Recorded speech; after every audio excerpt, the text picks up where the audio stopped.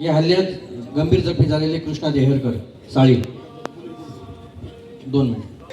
असं द्यायचं ना, लय मोठी शिक्षा द्यायची, इतकी मोठी शिक्षा द्यायची, लय मोठी शिक्षा द्यायची. साळींच्या वतीने त्यांच्या पुतण्या धनंजय साळी. माझे सुद्धा सकाळीच काम करून 3:15च्या दरम्यामध्ये हॉटेलवरून गाडी घेऊन घरी चालले होते. हे आरोपी पाठीमागून आलेत. त्यांना गाडीवरून ओढलं, खाली पाडल्यानंतर लगेच त्यांनी त्याच्या पोटात चाकू घातला. दुसरा चाकू त्यांनी परत पोटात घालायला गेले तर ते हात आडवा घातला पण हाताला लागला.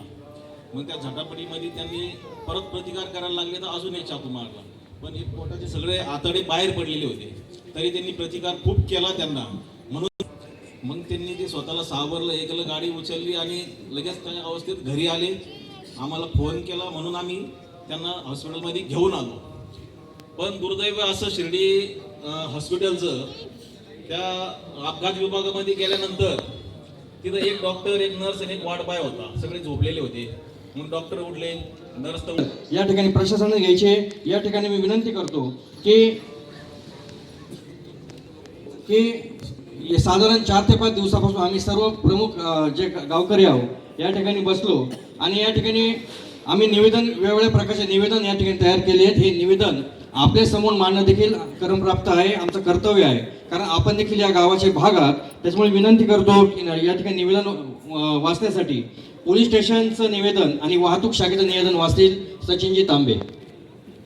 निवेदन वाचणं वगैरे आपलं काम नाही आहे. शिर्डी पोलीस स्टेशनला सगळ्यात पहिले माझी सूचना आहे, जे पोलीस आयुक्त असेल, DYSP असेल, PI असतील, जे कोणी असेल खालचे कर्मचारी, त्यांनी एकदा आणि पहिलं आणि शेवटचं ऐकून घ्या. जर तुम्हाला पोलीस स्टेशन जर चालवायला जमत नसेल तर त्या पोलीस स्टेशनला लॉक लावायचं, तुम्ही घरी जायचं सगळ्यांनी. शिर्डी ग्रामस्थ आता बघून घेतील काय करायचं काय नाही. पण तरी देखील ही साईबाबांची नगरी आहे. साईबाबांच्या नगरीमध्ये या ठिकाणी सर्व साई भक्त आणि शिर्डी ग्रामस्थ सुरक्षित राहिले पाहिजे, यासाठी आम्ही काही विषय या ठिकाणी पुढे आणलेले आहे. आणि माझी सर्व ग्रामस्थांना विशेष करून विनंती आहे की हे जे विषय मी वाचणार आहे हे सर्व गांभीर्याने आपण सर्वांनी ऐकायचे आहे, ऐकून सोडून द्यायचे नाहीये. याच्यावर आपल्याला आगामी काळामध्ये कारवाई करायची आणि हे सर्व विषय पूर्ण करून घ्यायचे आहे.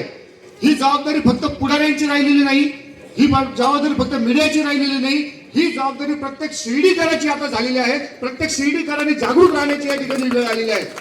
मी सर्वात अगोदर शिर्डी उघडी राहिल्यानंतर शिर्डीमध्ये आतापर्यंत जे क्राईम झालेले आहे ते सर्व क्राईम जे आहे ते पहाटेच्या दरम्यान झालेले आहे. त्यामुळे शिर्डी रात्री 11:30 ते पहाटे 5 वाजेपर्यंत बंद राहिली पाहिजे, स्ट्रिक्टली बंद राहिली पाहिजे. अशा प्रकारचं या ठिकाणी सर्व मान्यवरांच्या सर्व सूचनांच्या आधारे या ठिकाणी निवेदनामध्ये नमूद करण्यात आलेलं आहे. शिर्डीमध्ये अनेक फुल दुकानदार या ठिकाणी भक्तांची लूटमार करतात, अशी अनेकदा तक्रारी झालेल्या आहेत. हे आपल्या सगळ्यांना माहित आहे. परंतु हे करत असताना आपण 2 गोष्टीची या ठिकाणी काळजी घेतलेली आहे.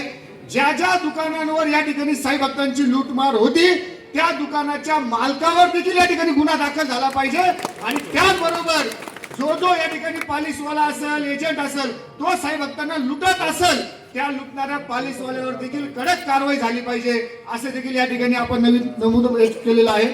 हार प्रसादाचे दुकान ज्यावेळेस मंदिरामध्ये सकाळी 7 वाजता या ठिकाणी हार प्रसाद स्वीकारले जातात, आपण पहाटेच खोटं बोलून या ठिकाणी भक्तांना हार प्रसाद देतो.